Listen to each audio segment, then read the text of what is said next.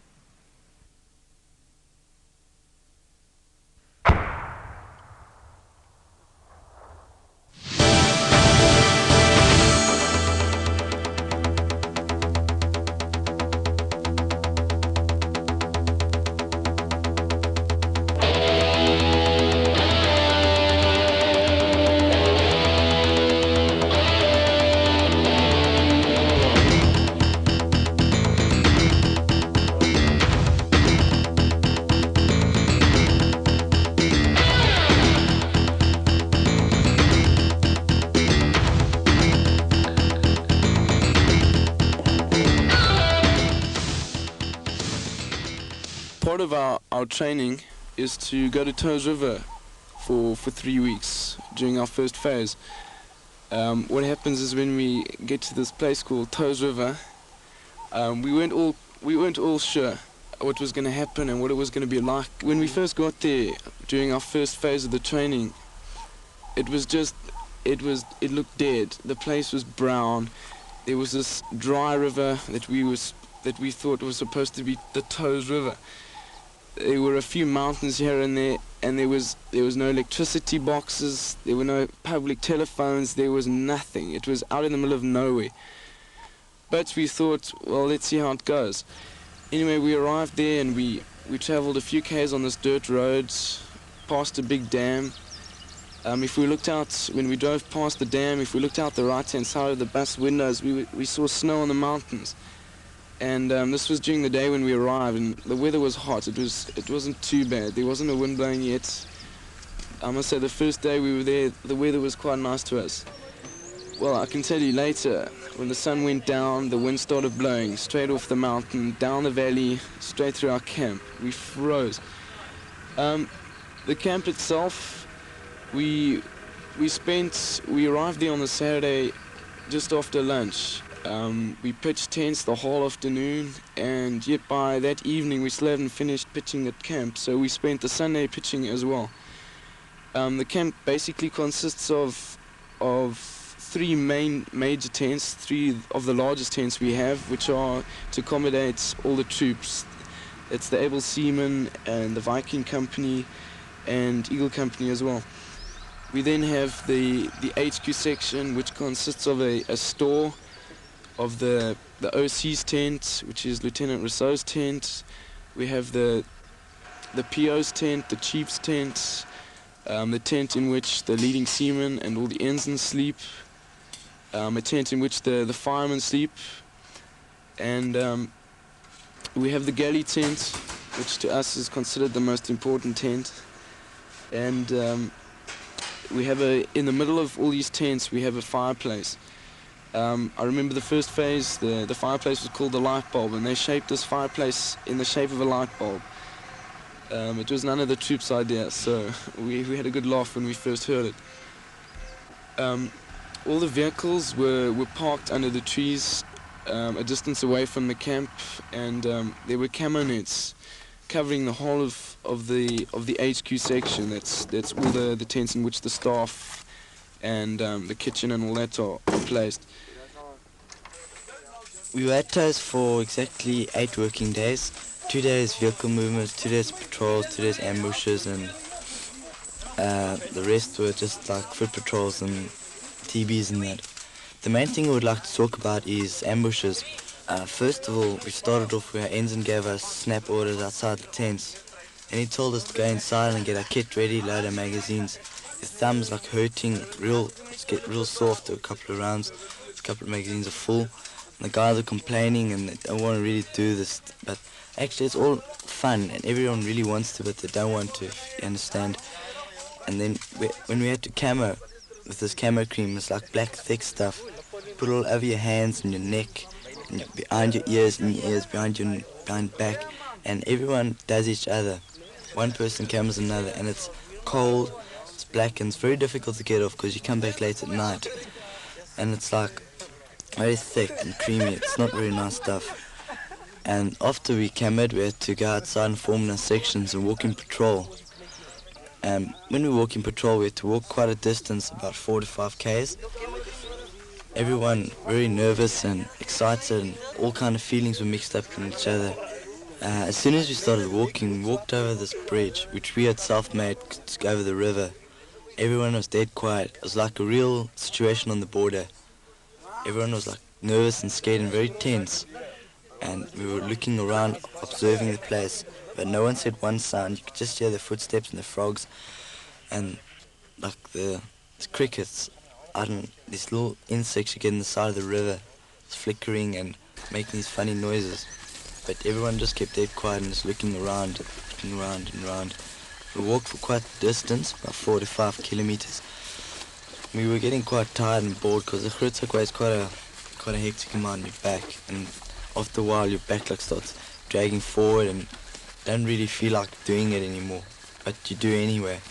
Don't know why, just do it. Now, as soon as the enemy walked, they were walking along, and like everyone was waiting for the enemy to come across. When they came, the early warning group gave a signal on the radio, and that indicated that they were coming at the moment. And at the moment, everyone just became excited and tense and nervous all at the same time. All the feelings were mixed. It was a very awkward situation. it was like really like you were really there on the border in that situation happening right there in front of you.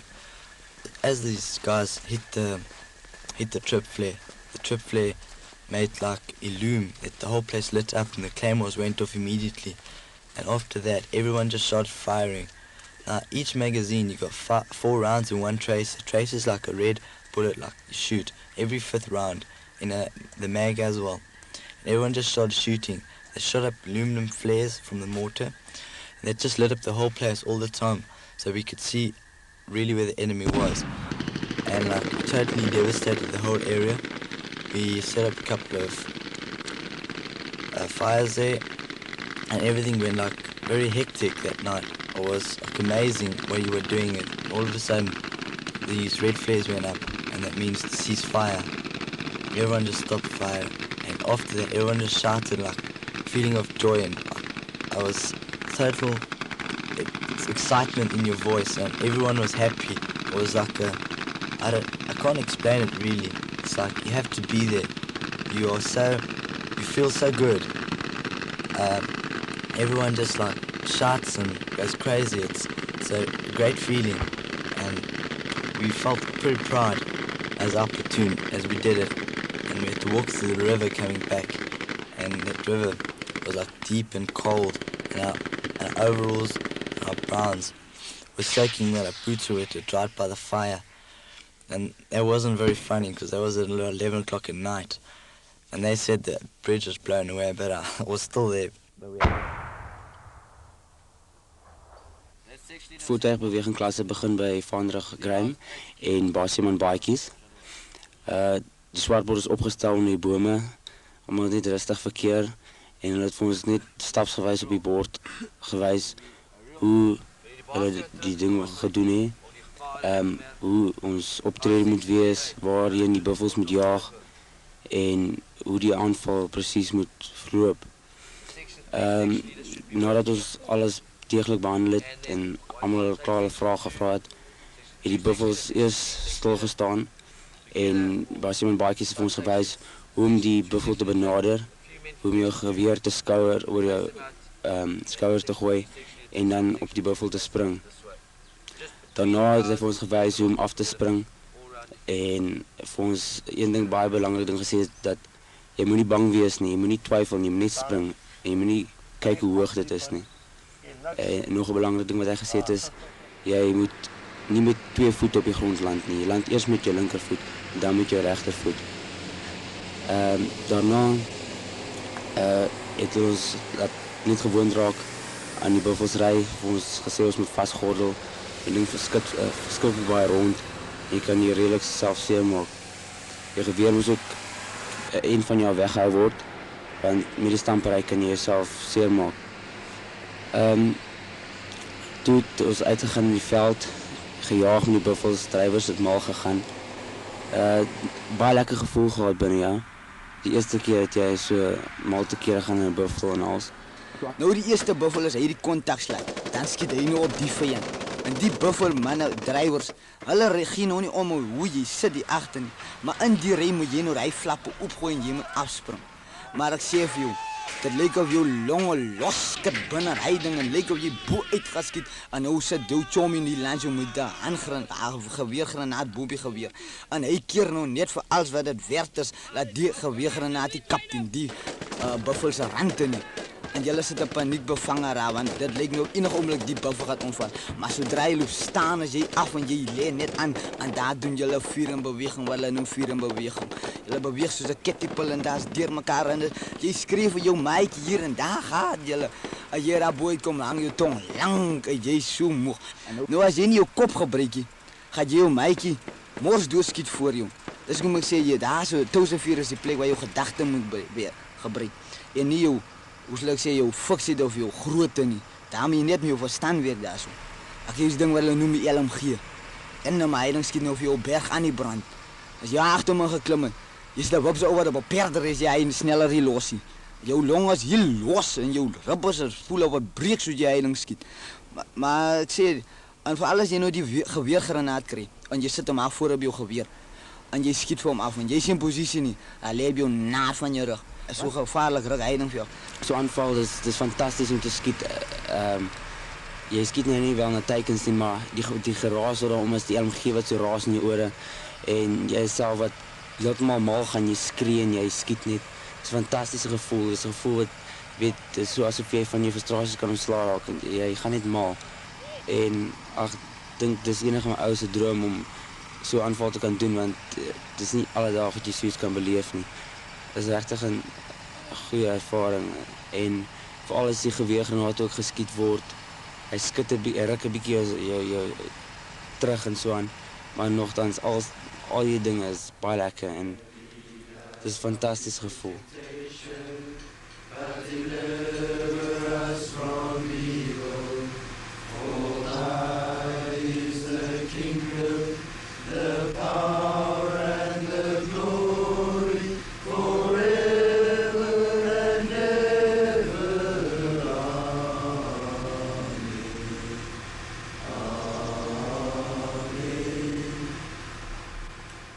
In Touws River, we used to train about 15 minutes before supper because most of us used to be very hungry after a long day's work.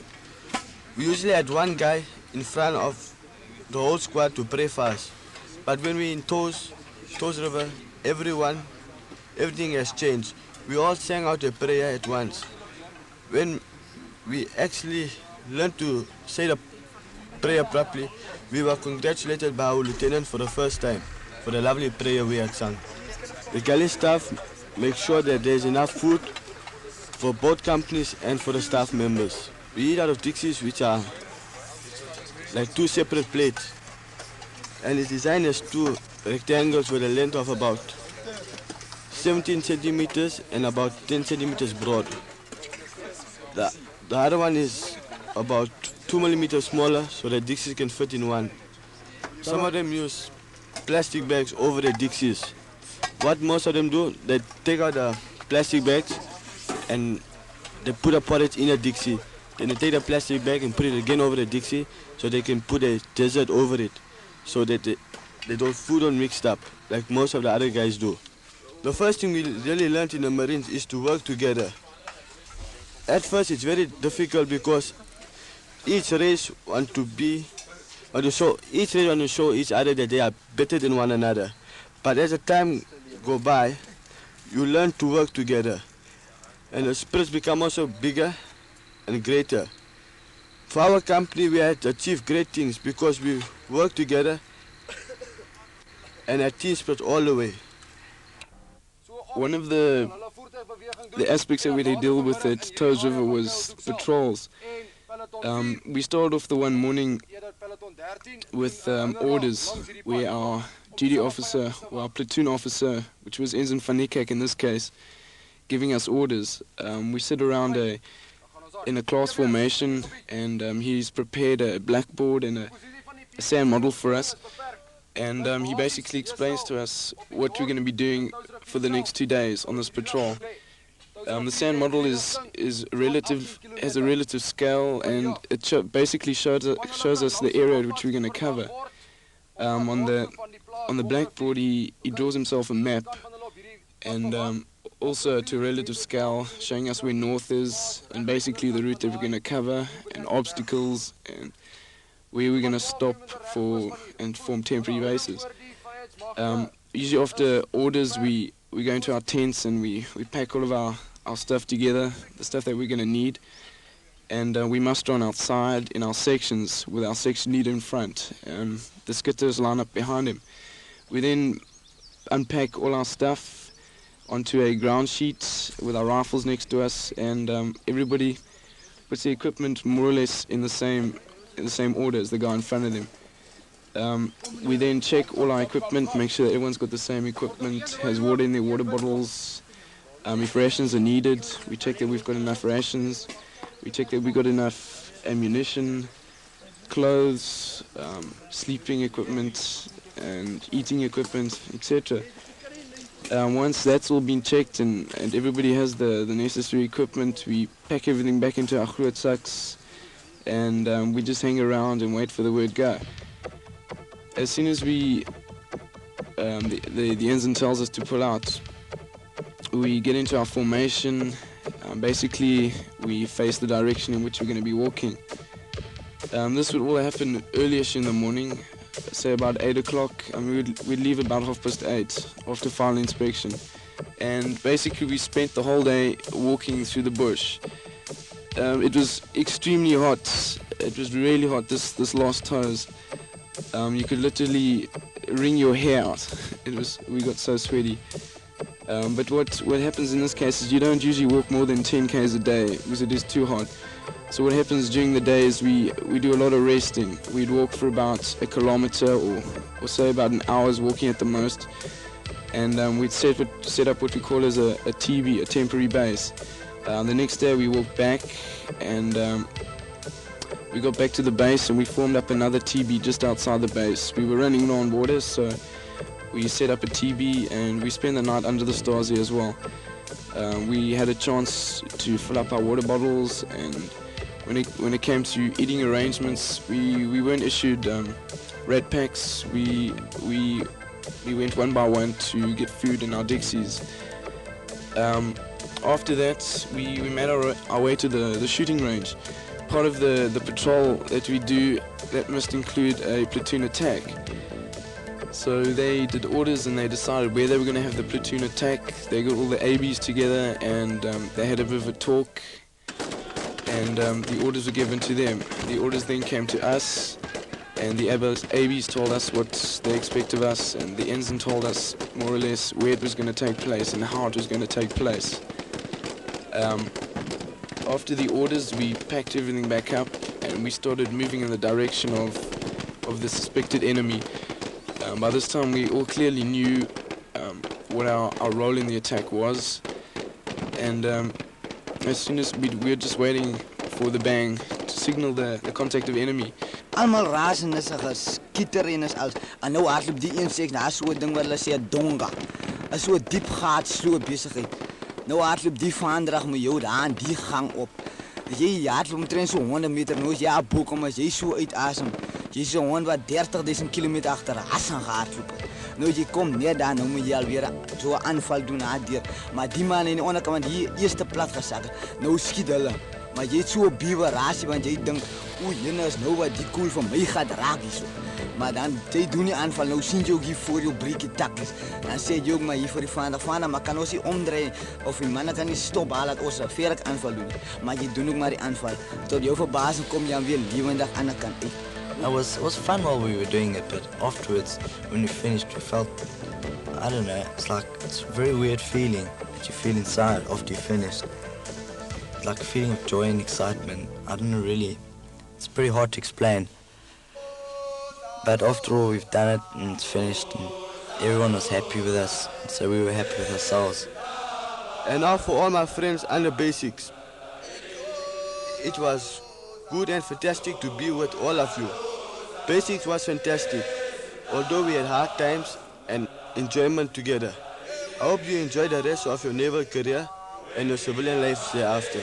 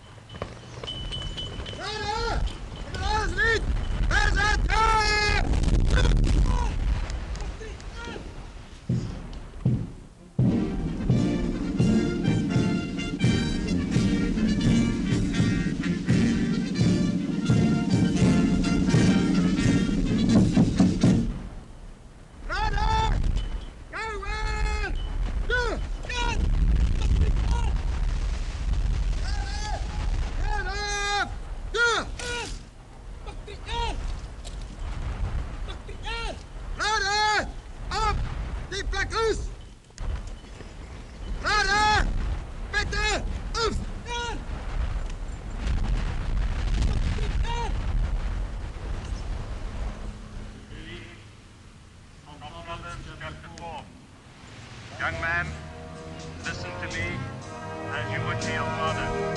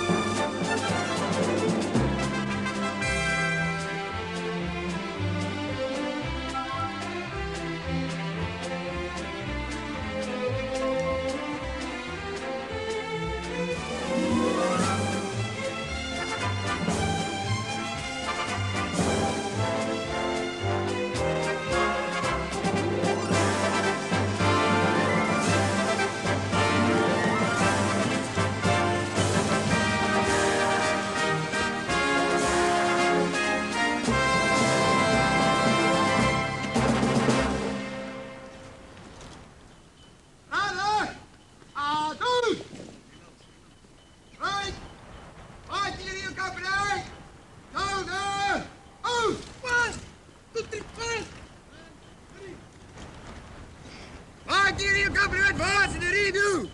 Fire the sector. Quick, push.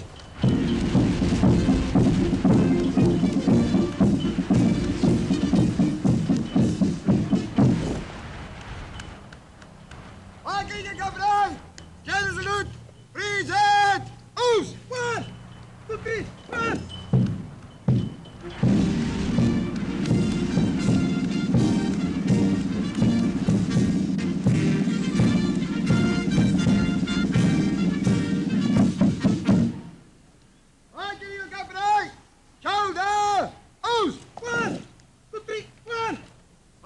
Company!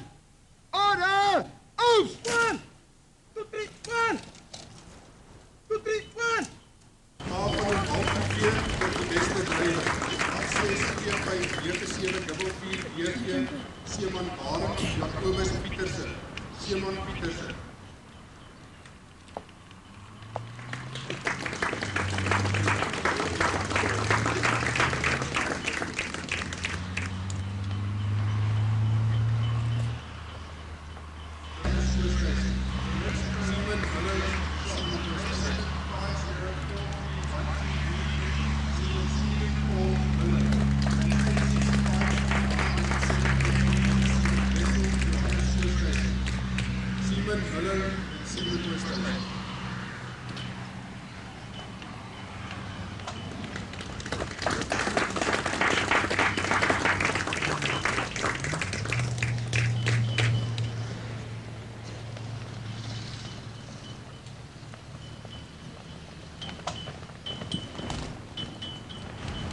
Vastheid trophy with the view of the best side of the sea.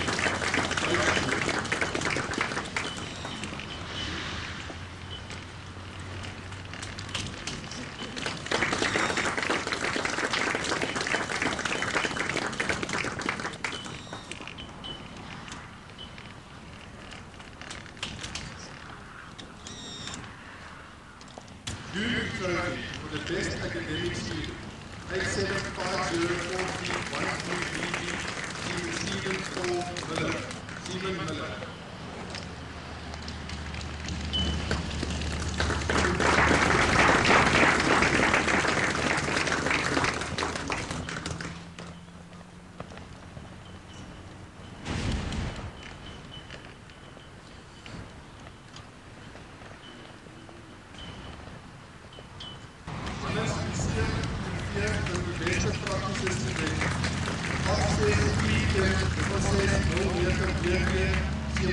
Christian Pieter Meter.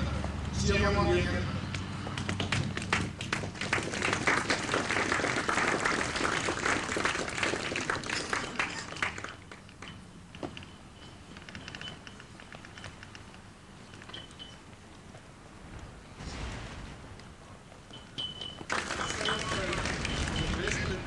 Practical and theory.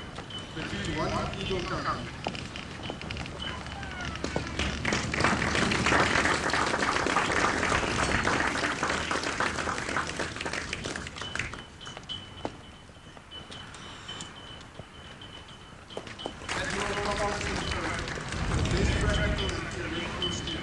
Best overall student.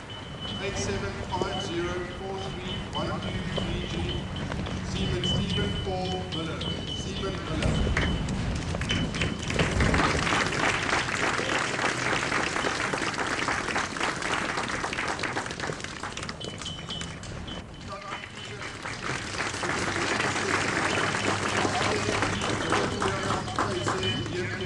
The Vader Seeman Theo Johan Lombard. The Vader Seeman Lombard.